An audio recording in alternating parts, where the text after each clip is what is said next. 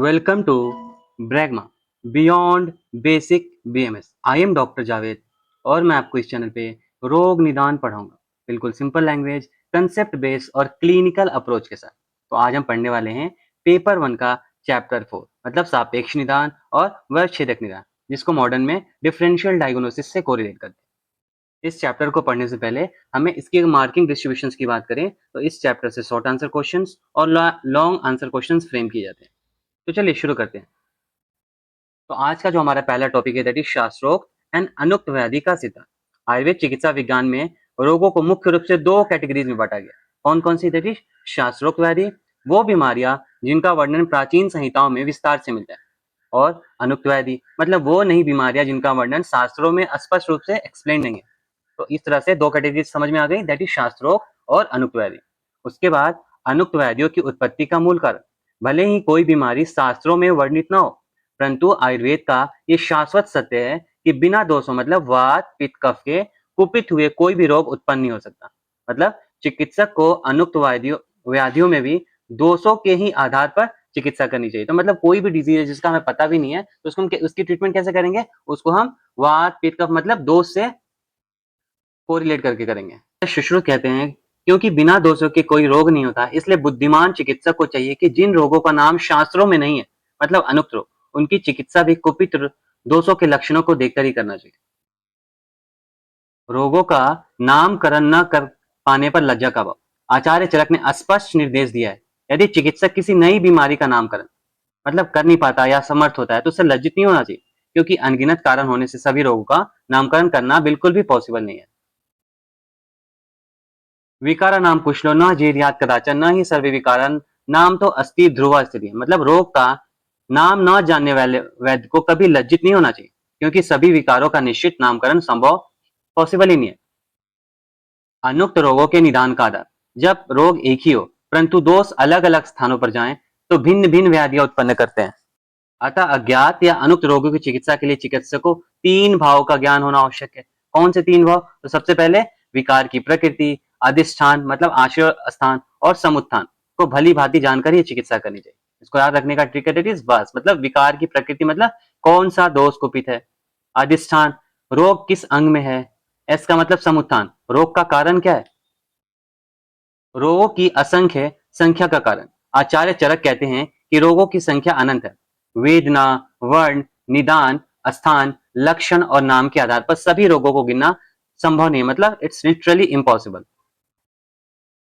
रुझा वर्ण समुत्थान स्थान संस्थान नामाभि वजंते व्याधि। मतलब पीड़ा, रंग, कारण, स्थान, लक्षण और नाम के भेद से व्याधियां असंख्य हो जाती हैं। इसलिए शास्त्रों में केवल स्थूल रूप से मुख्य मुख्य व्याधियों का वर्णन किया गया है। शास्त्रोक्त व्याधियों के वर्णन का आधार।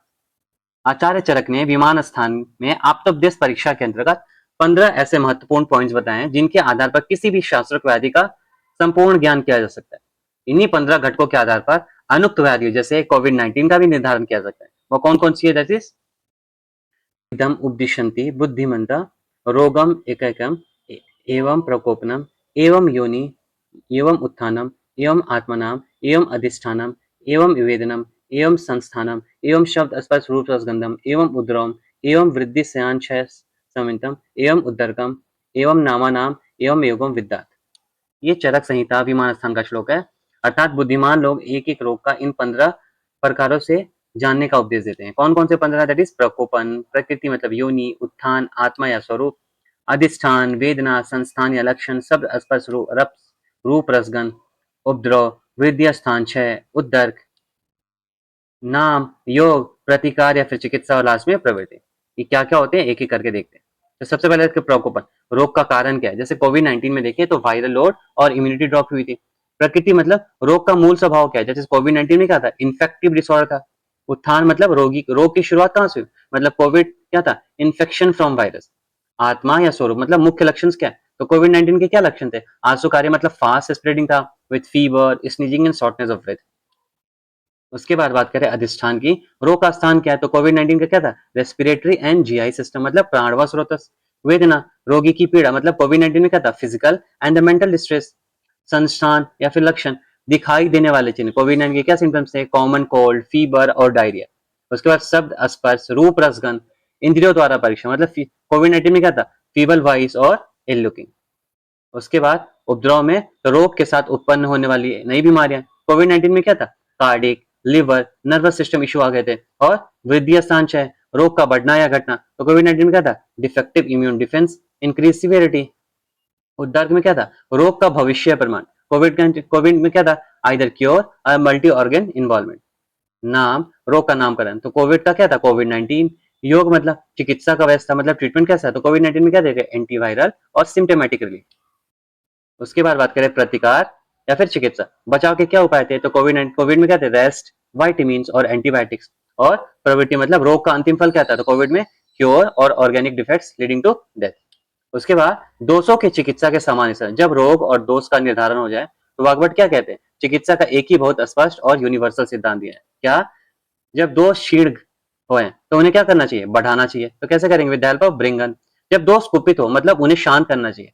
कैसे, शमन औषधि है। जब दोष अत्यंत वृद्ध हैं उन्हें शरीर से बाहर निकाल देना चाहिए। कैसे, दैट इज शोधन चिकित्सा से।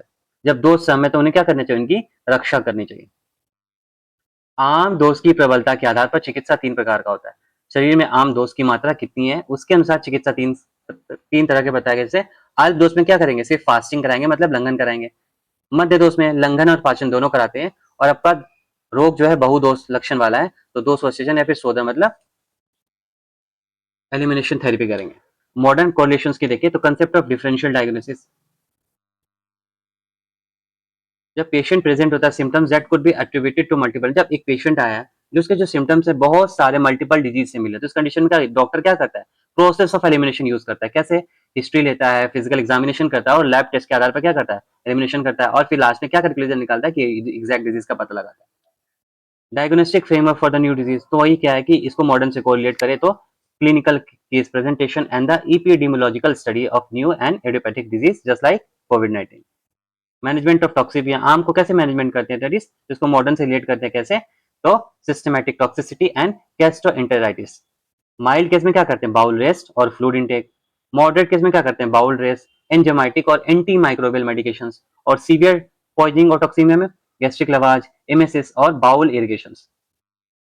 इस टॉपिक से जो भी एक्सपेक्टेड शॉर्ट आंसर क्वेश्चंस और लॉन्ग आंसर क्वेश्चंस है वो यहाँ पे दिए गए हैं, आप इनकी स्क्रीनशॉट ले लीजिए।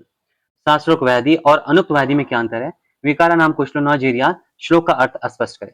अनुक्त व्याधियों का निदान एवं चिकित्सा किस आधार पर करनी चाहिए, स्व व कुपित दोषों श्लोक के आधार पर समझाए। शरीर में दोषों की क्षीण, कुपित, वृद्ध और सम अवस्था के लिए क्या सामान्य चिकित्सा सिद्धांत बताया गया। शरीर में आम दोष की अल्प, मध्य और बहुल मात्रा होने पर क्रमशः कौन कौन से चिकित्सा उपकरण किए जाते हैं। किसी भी रोग को पूर्ण रूप से समझने के लिए आचार्य चरक ने कौन से 15 घटकों का वर्णन किया है, किन्हीं 5 का नाम एवं अर्थ लिखें। अगर बात करें लॉन्ग आंसर क्वेश्चन की तो सापेक्ष निदान और वैश्विक निदान का अर्थ स्पष्ट करते हुए अनुक्त व्याधियों के निदान का आयुर्वेदिक आधार सविस्तार वर्णित करें। आचार्य चरक द्वारा वर्णित 15 घटकों का विस्तृत वर्णन करें। वर्तमान समय की किसी अनुक्त व्याधि जैसे कोविड-19 का उदाहरण देकर इन घटकों को समझाइए। इस तरह से हमारा चैप्टर खत्म होता है। अगर आपको वीडियो अच्छी लगी हो, इन्फॉर्मेटिव लगी हो तो like, share and subscribe. Stay curious, stay clinical. मैं हूं डॉक्टर जावेद, मिलता हूं नेक्स्ट लेक्चर में। अगर इस लेक्चर की पीडीएफ आपको चाहिए तो डिस्क्रिप्शन में टेलीग्राम का लिंक है, वहां से आपको पीडीएफ फ्री में मिल जाएगा। Thank you so much.